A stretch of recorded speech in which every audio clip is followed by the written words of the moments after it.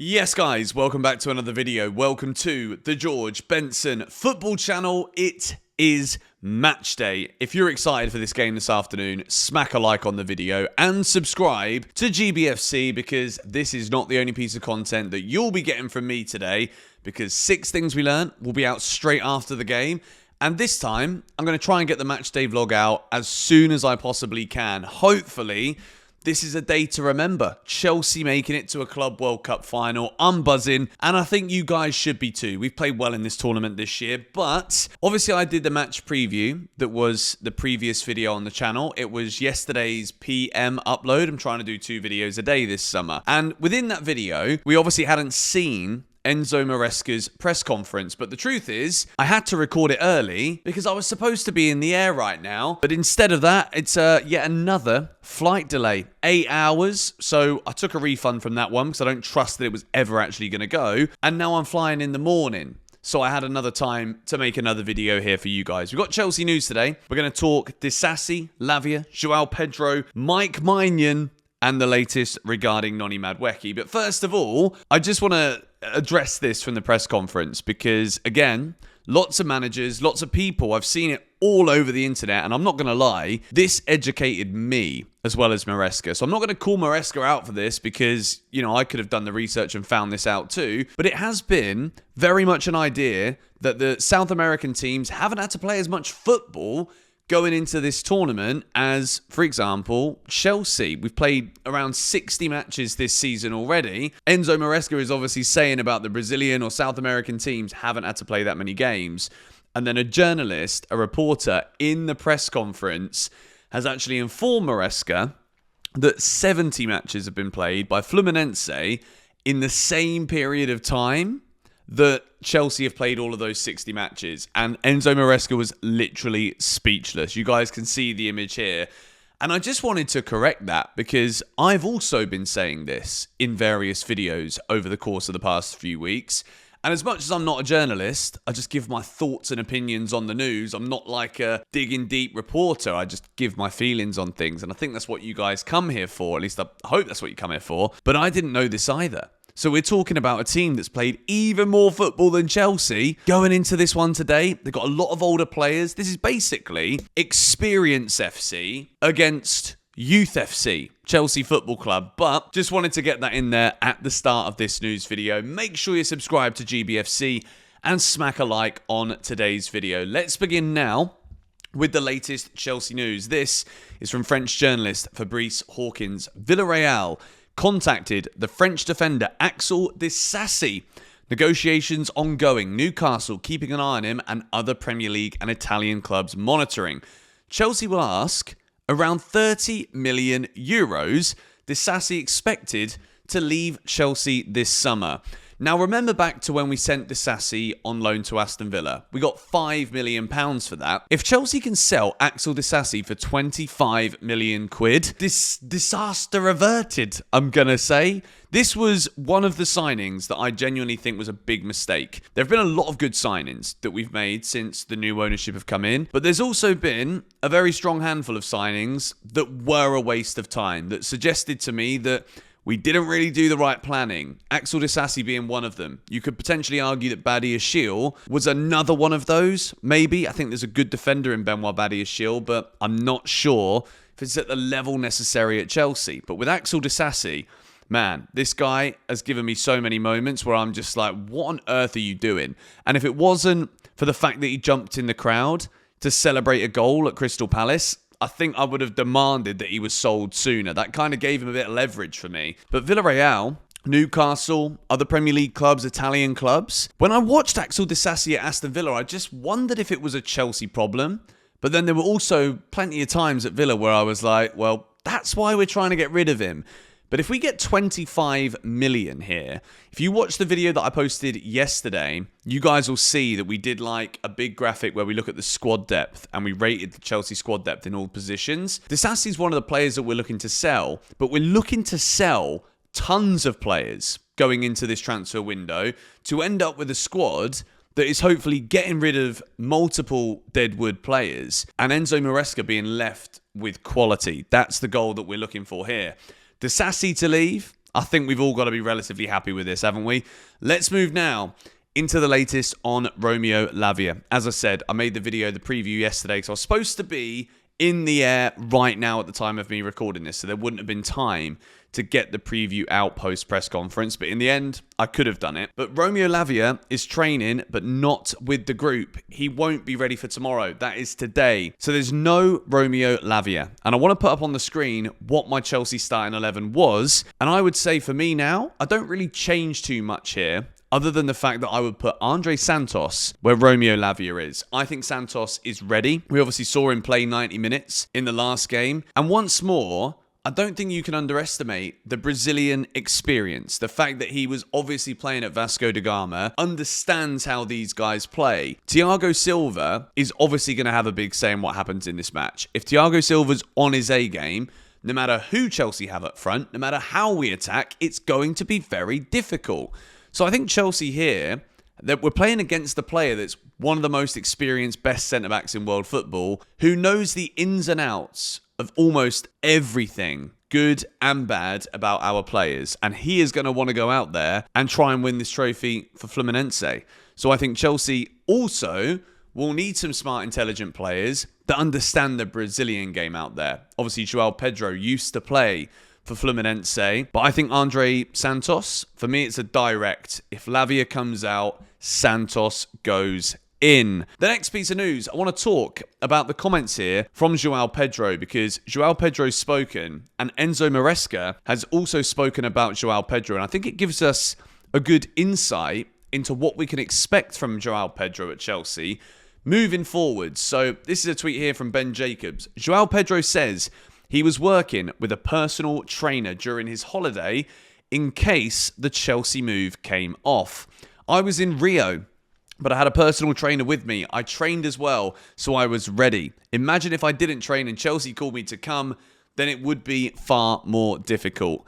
I think, obviously, a lot of the players, a lot of them will take downtime. A lot of them will go on their holidays, have a few days on the beach, sink a couple of margs in Cannes or wherever they decide to take their beach holiday.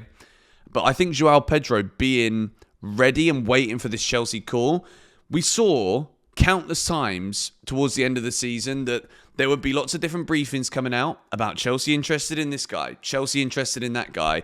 And João Pedro was one that didn't go away. And I think what we saw in that 30-minute cameo against Palmeiras suggests to me that João Pedro is more than ready. Maybe it was a lot of the adrenaline for making his Chelsea debut, wanting to go out there and impress.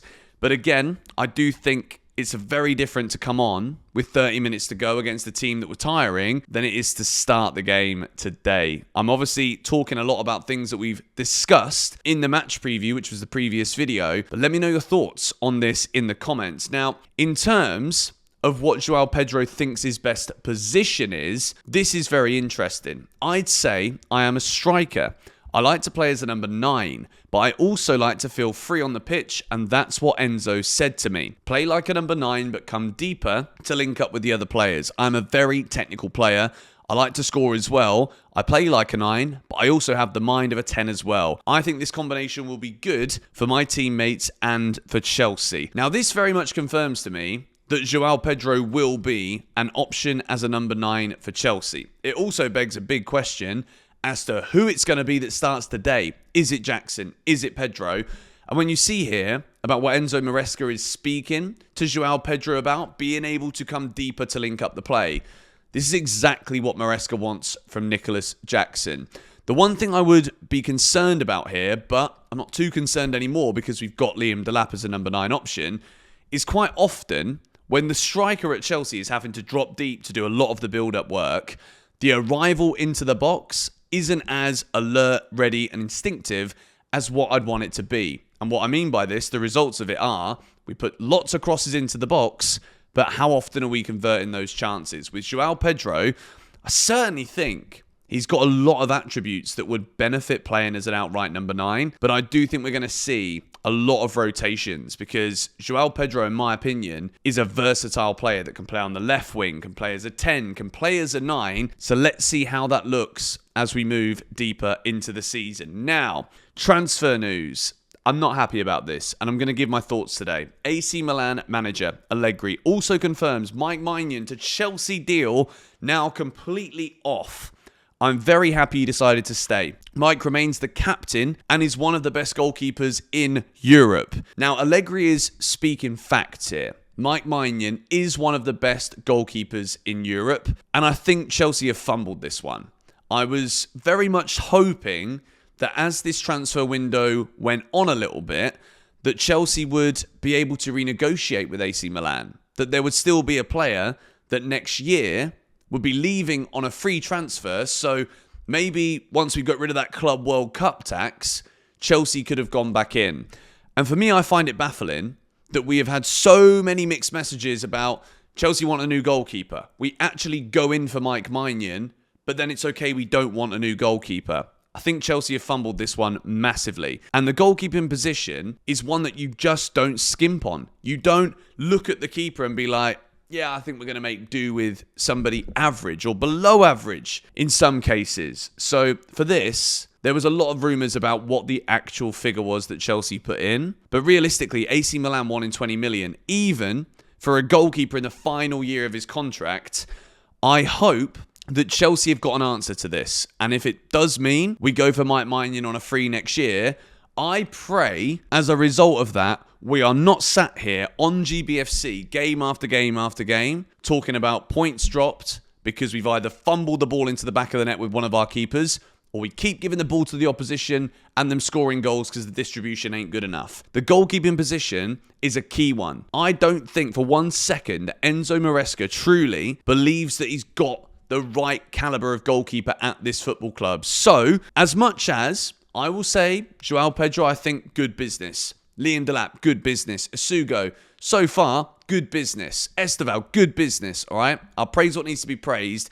But in this case, with Mike Maignan, I think we have missed an absolute bargain for a world-class leader. AC Milan's captain. So, what are Chelsea going to do next? If you watched the video I made yesterday again, I'm just bringing this one up because we go into this. Squad depth is important. Quality is important. And the goalkeeping position, yeah, we've got depth. We've got plenty of keepers. Sanchez, Jorgensen, Penders, Slonina, to name 4. But we still need, in my opinion, a top-class keeper to go to the next level. So let's see what Chelsea do. Let's see if we react and go for any other goalkeeper in this window.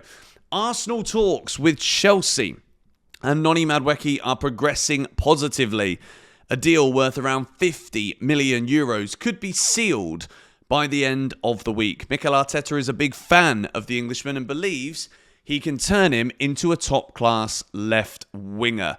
Now, if this is the case, and Arsenal are looking at Noni Madweke for the left wing, they're also looking at Eze, they're also looking at Rodrigo. Is it going to be Eze and Noni Madweke that Arsenal are going to be looking at? But look, having seen Anthony Elanga sign for Newcastle for £55 million, this is the kind of figure that Chelsea should be looking at for Noni Madweke. I don't think Anthony Elanga is that much better than Noni Madweke that Chelsea shouldn't be asking for the same price here, 55 million quid. But the problem with that is Arsenal will probably look at that and be like, well, if we're going to spend 55 million on him, we may as well go for Eze. We may as well go and look at Rodrigo. I think the damage is done already for Noni here because he's agreed personal terms, said he wants to go to Arsenal. So if that's the case, how does he come back from this at Chelsea? And I think there's definitely a big case to be had that Noni Madweke hasn't hit the heights at Chelsea that many people would have wanted and expected from a winger that's going to hopefully challenge for the Premier League. That's the standard I want this coming season at Chelsea. I want to be challenging for the Prem. Do I think Noni Madweke could become that player? Yes. I think there's a lot of components of his game that are good, that certainly need to be fine-tuned. That final decision-making definitely needs to get better. But all in all, I want this price to be right. If we're going to sell Noni Madweke to Arsenal, let's be aware of what the market is right now. Anthony Elanga for 55 million. We certainly shouldn't be selling Madweke to Arsenal for £45 million. It needs to be more than that, in my opinion. Yes, we've got Esteval coming in. But at the same time, Chelsea, if we're not going to be paying these bigger fees for the likes of Mike Maignan, we certainly can't be staying in the transfer market and selling players significantly under the value. Now, I know that a lot of Arsenal fans, they don't want Noni Madweke. They don't see the point in it. They all want Eberechi Eze, which I think would be a much better signing for Arsenal. But let's see how it materialises over the coming days. Moresca was also asked about Noni, and he said that he got 30 minutes in the last game and did well. And I will say big credit to Madweke for that, because it's very difficult as a player, particularly if you've got your head set on going to Arsenal. It's not like he's flipping going to Hertha Berlin or Bayer Leverkusen, where it's like, see you later Premier League, see you later London. He's going to flipping Arsenal, Chelsea's biggest rivals, for goodness sake. Now, I certainly hope that we don't need to be in a position that we need to bring Madweke on. If that's the case, then, you know, who knows where his head's going to be now, that things will obviously have developed, materialised as time goes on. But I will say he did pretty well when he came off the bench the other day. So, the next videos on the channel will be 6 things we learned, and it will also be the matchday vlog. If there is big news tomorrow before kickoff, there might be another video, but probably not. This is going to be your early AM vid. If you want to watch the Fluminense preview, link in the description, card somewhere up here or over here probably, I think it is, on the screen. And again, I just wanted to say a huge thank you to all of you for watching these videos. I'm praying that in the morning there's nothing wrong with this flight, and I know I'm speaking it into existence now, but like, honestly, I'm so done with mega delays, cancellations. Like, I don't understand, like, so many. But anyway, thank you guys for watching this video. Subscribe to the channel if you're new. Come on, you Blues.